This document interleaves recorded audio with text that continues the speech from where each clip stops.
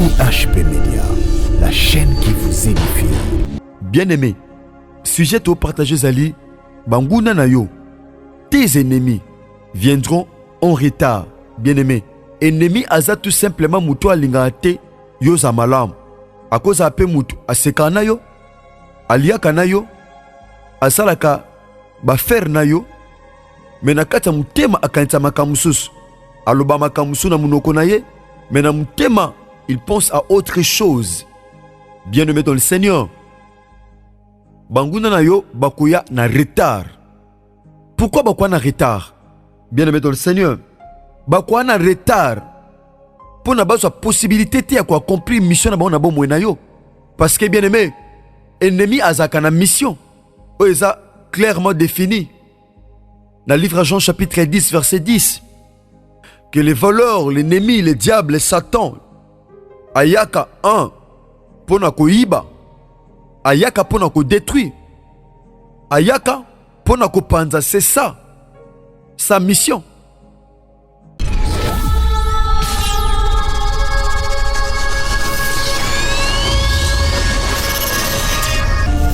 IHP Média, la chaîne qui vous édifie. Shalom, chers auditeurs de la radio Parole Vie, la RPV, la radio chrétienne qui a un seul objectif de prêcher Jésus-Christ de Nazareth, le Dieu vivant et véritable, le seul et l'unique et grand vainqueur de Golgotha, le seul qui est passé de la mort à la vie, le seul qui domine dans le ciel, sur la terre et sous la terre, le seul qui appelle à l'existence les choses qui n'ont jamais existé.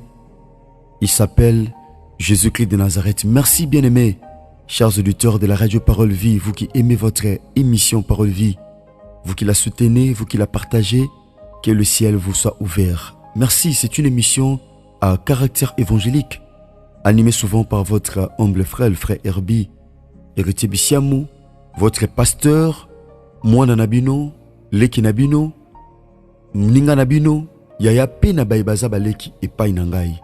Merci bandeko basi pe mibali. Aloba tango nyonso. Émission oyo ezana objectif moko ya koteya sango malamu ya Yesu Masia Nazareth. Nzambe moko tondimela. Parce que un jour Christ akozonga. Loba oyo ezana objectif moko komatisa kondima na yo, chers auditeurs. Kondima na yo ezala basé te likolo mafuta. Ezala basé te likolo mai. Ezala basé te likolo singa ni likolo ya mungwa. Mais ezala basé sur la parole authentique qui est Christ. Ezala basé le coin liloba. Pambate komama que la foi vient de ce qu'on entend et de ce que l'on entend vient de la parole du Christ. Kondima eyaka na otozo yoka. Yaya oyoka kanani. Opesa litoi ne pa inanani. Zamba tobele kondima ekita parce que azwa litoi. Apesa pas n'importe qui. Oyoka kanani. Oyoka kanani bien aimé pe ba yebisa konini. Tel lobo sengeli oyoka. Un jour Christ akozonga. Oui, akozonga azwa biso. Baito pesa ye mitema. Baito ndimela ekolo pe mobikisi. Pe tozo batela kondima, bien-aimé. Kotambula na alima, na droiture, en respectant yaya le principe de la parole de Dieu, en respectant, bien-aimé, mibeko to ba loi. Voilà pourquoi Nzambe azwebisa peuple à Israël na Deutéronome. Azwebisa peuple à Israël. Si tu obéis à la voix de l'Éternel ton Dieu, et l'Éternel ton Dieu te donnera la supériorité sur toutes les nations de la terre.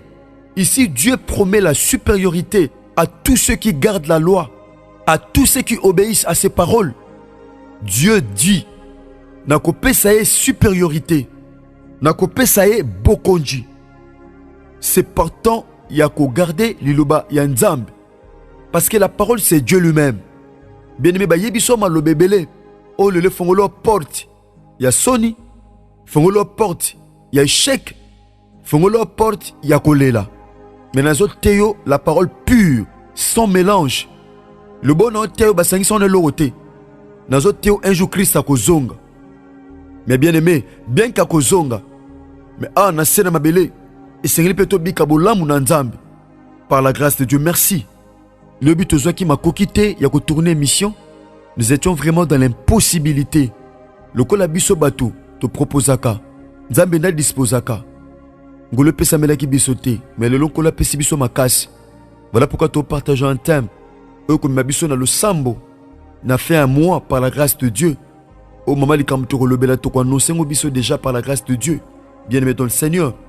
Le thème te le belezali, tes ennemis viendront en retard.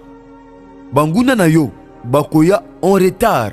Bien-aimé dans le Seigneur. C'est ça le petit sujet que nous partageons ce matin avec vous, chers auditeurs de la Radio Parole Vie. Vous qui aimez la parole, vous qui aimez également votre émission Parole Vie, chers auditeurs de la Radio Parole Vie. Bien-aimé, sujet au partagé Zali, Banguna na yo, tes ennemis viendront en retard. Bien-aimé, ennemi aza tout simplement muto alingate yo za malam. A cause ape mutu aseka na yo, aliaka na yo, asalaka ba fer na yo, mena kata mutema akanita makamususu. Aloba makamusu na munoko na ye, mena mutema il pense à autre chose. Bien-aimé dans le Seigneur. Banguna na yo bakoya na retard. Pourquoi bakoya na retard? Bien-aimé dans le Seigneur. Bakoya na retard. Pour na baso possibilité te ya ko accomplir mission na ba na bomwe na yo. Parce que bien-aimé, ennemi azaka na mission. Oeza clairement défini. Dans le livre de Jean chapitre 10 verset 10. Que les voleurs, l'ennemi, le diable, Satan, ayaka un, pona ko iba, ayaka pona ko détruire, ayaka pona ko panza, c'est ça, sa mission. Ceux qui monguna ayena heure ou esengeli akoma, il aura tout ce temps, il a accomplir mission na ye, à cause de la tanyos, à cause de la liberté, il a s'exprimer. À cause de la liberté, il y a quoi accomplir mission ou ayeli. Pourquoi Seigneur y a un retard? Oh, tant que le retard, c'est tout simplement un ralentissement. Moutoua y a un sima, tant que ça prévu. C'est ça, et ça le feu d'arrivée de ces produits plus tard que prévu. Koyana ngonga oyote ça prévu. Koyana mukolo oyote ça prévu. C'est ça koyana retard. Bien-aimé, et ça n'a te belé. Bah, choua na ba domaine musu parce que ba koma na retard. Ba te belé, ba ratape musala parce que ba ya peine en retard. Tangwaye a, biso si to clôturé. Tangwaye a, et simbi li soute. Tangwaye, makamuse sili. Tangwaye, te, délai se sili. C'est ça. Donc, ben nemi na yo ba koki jamais quoi na air ou esengeli. Il faut ba ya na retard. Merci, nous partageons rapidement la parole de Dieu. Je l'ai toujours dit, je suis le prédicateur de la bonne nouvelle. Nazali prédicateur, il y a évangile. Nateaka évangile, tope sangomalamu, il y a Yesu Masia, il y a Nazareth, oh matin na croix, oh le bas père, tout est accompli. Nzambo akokisa nyonso na croix. Écoutez ceci. Nous lisons les livres des Actes des Apôtres, chapitre 16, Toba dans le verset 23, il est dit ceci. Après qu'on les eut chargés des coups, ils le jetèrent en prison. Oh, en recommandant aux geôliers de les garder sûrement. Awa lisolo ya Paul na Silas. Batiaki sango malam. Ezaki na mwasi moko. Awa. Lokola Paul azaki na mission. Ya komema lumière. Et pas ténèbres zo konza. Bamaki lumière na ndeko moko ya mwasi. Owa zalai ko bikula. Wazaki pe envoûté. Ya l'esprit malin. Mwaso na simako bika. Bafunda ki Paul na Silas. Nde baki otia bango na prison. Et pas ito komi na verset 23. Babeta ki bango. Eza basali na nzambe ebele bazo betama. Na mabe basali te. Bato ba osama mabe ba otika bango. Mais basali na nzambe. Bayibi te. Bafingi te. Yame bakute na bitumba na vie. Ya parfois biso basana nzete kuta na babitumbe belé pona ko luka intérêt à peuple nzambe loko leza musala nzambe loko leza tâche o nzamba bengeli biso mo pas ko tikizate parfois muteme sukaka bazui basai na nzambe ba charger bango ba coup ba beti bango tellement na sima ko beta bango bazui ata sointe approprié ba boki bango mbala mo na prison na boloko yaya ba bengi geôlier ba yebisi geôlier. Gardez bateau sûrement. Battra bango malam. Tia bateau na boloko. Battra bango bien. Écoutez verset 24. La Bible dit ceci. Les geôliers ayant reçu cet ordre, le jetant dans la prison intérieure. Geôlier azane mokengeli ya boloko. Geôlier azotosa mibeko euti na hiérarchie. Bayebisi ye zwa bato tia bango na prison. Zwa bato tia bango kuna. Geôlier pa yoki azwi bango, azwi ordre. Abwaki bango na kati ya prison ya kati. Pas prison extérieure, mais dans la prison intérieure. Ils ont battu beloko réaliser na bomoto bazo tamboul. Azo li azo mela. Mais spirituellement, il est dans la prison intérieure. Ils ont battu belé pendant que je parle. Battu na prison, ya kati. Battu na prison intérieure. La Bible dit, et leur mis des cèpes aux pieds. Battu bango, ba chaîne. Battu bango banzete, Thomas bende na makolo. Pour pas la possibilité de kokima. Pendant que je parle, ils ont battu beloko réalisé. Bakanga makolo. Moi makolo ke musique ezate. Moi makolo ko manamboka mo songolo ezate. Moi makolo ko tananda kwa libala ezate. Moi makolo ke en église ezate. Moi makolo et que ne ko sala misala mo songolo ezate. Pourquoi? Parce que balia makolo. Pendant que je parle, ils ont battu belé. Bozola nanga. Parfois makolo bakanga ba limité quelque part. Muto bakangi makolo aza déjà limité. Moi tambule zate. Moi ki mambango ezate. Moi kende musike ezate. Parce que makolo bakangi. Muto aza na kati ya prison. Bakangi sous makolo. Eza bato beloko réalisé. Il est dans la prison intérieure.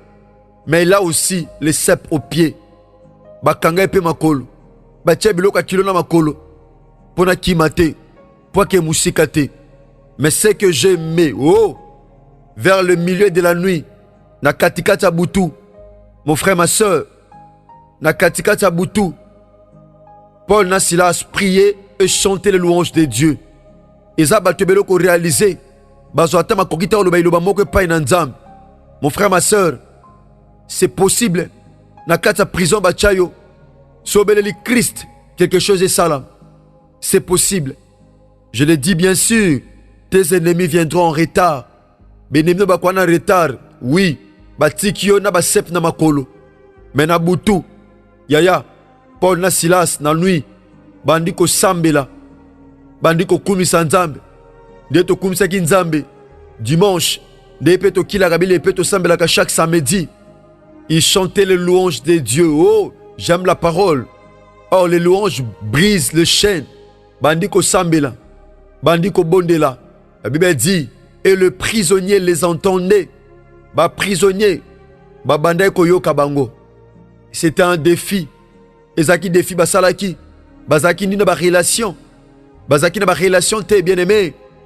Mais Paul na Silas, ils chantaient, ils louaient, ils chantaient les louanges de Dieu. Bien aimé dans le Seigneur. Tout à coup s'est fait un grand tremblement de terre, en sorte que les fondements de la prison furent ébranlés. Oh! Pendant qu'ils étaient en train de prier, ils étaient en train de chanter. Bien-aimé, tremblement salami. C'est possible dans le sambono tremblement salama. Bien-aimé, tout comme pratiquement nasuka y émission na somokola lelo par la grâce de Dieu. Ce qui Jésus Christ en Nazareth sa maison élité to continuer en lobby par la grâce de Dieu. Tes ennemis viendront en retard. Tika Jésus Christ en Nazareth to ndimela nzamba solo pe abomo nzamba makoki nyonso. Asalabino ngolupe bolam. Bien-aimé dans le Seigneur. Dans notre lobango introduction na biso, bolimbisi parce que lobby, nous avons une capacité à tourner émission.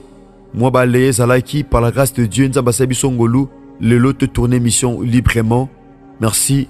Bien-aimé, babo salabiso confiance na kati radio parole vie top une émission parole vie. Yesu masa Nazareth akono sabno ngolupe bolam. Soy Christ a mezongelité to kutani bongo lobby. Merci na onde konanga ozu libaku ya kolanda biso tangu musupo na bala liboso. Soko simam na message de collaborer au recommandé biso na plus 243 89 75 70 917 Ozanga pasteur Herbie to ingénieur Chris Kundenga Ozabiso par la grâce de Dieu. Numéro nanga pe musus o na saela kezali plus 243 97 36 31 068 Ozanga pasteur Herbie. C'est ka Yesu Christ en Nazareth nzambe moko tondimela. Assalam nongolo pe bolam so Christ a mezongelité to kutani bongo lobby. Merci, que Dieu vous bénisse.